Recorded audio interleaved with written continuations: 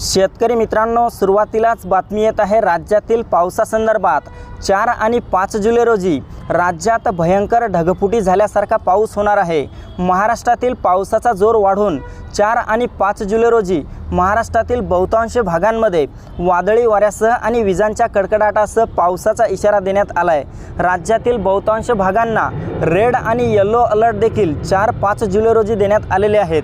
तर मित्रांनो, जाणून घेऊ या दरम्यान महाराष्ट्रातील नेमक्या कोणत्या भागांमध्ये अतिवृष्टीची शक्यता असणार आहे याविषयी। पण त्यापूर्वी चॅनलवर नवीन असाल तर आपल्या चॅनलला सबस्क्राईब अवश्य करा। मित्रांनो, आपण या ठिकाणी पाहू शकता 4 जुलै रोजी संपूर्ण उत्तर महाराष्ट्रामध्ये नाशिक, मालेगाव, नंदुरबार, धुळे, जळगाव, चाळीसगाव, मनमाड आणि उत्तर महाराष्ट्रातील इतरही भागांमध्ये मोठा जोरदार स्वरूपाचा पाऊस होणार आहे।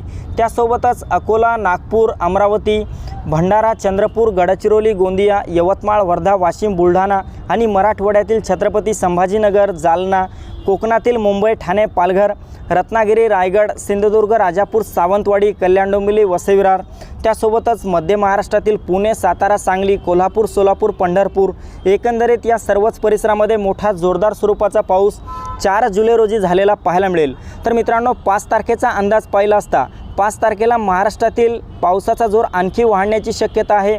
या दरम्यान आपण पाहू शकता राज्यातील मध्य महाराष्ट्रात मोठा जोरदार पाऊस होणार। यामध्ये सोलापूर, पंढरपूर, सांगली, कोल्हापूर तसेच संपूर्ण कोकणात देखील 5 जुलै रोजी मोठा पाऊस होईल। मराठवाड्यात नांदेड, हिंगोली, परभणी, बीड, लातूर, धाराशिवच्या परिसरामध्ये वादळी वाऱ्यासह आणि विजांच्या कडकडाटासह पाऊस आपल्याला 5 तारखेला झालेला पाहायला मिळेल। तसेच उत्तर महाराष्ट्रात देखील हलक्या ते मध्यम पावसाची शक्यता 5 जुलै रोजी देखील असणार आहे।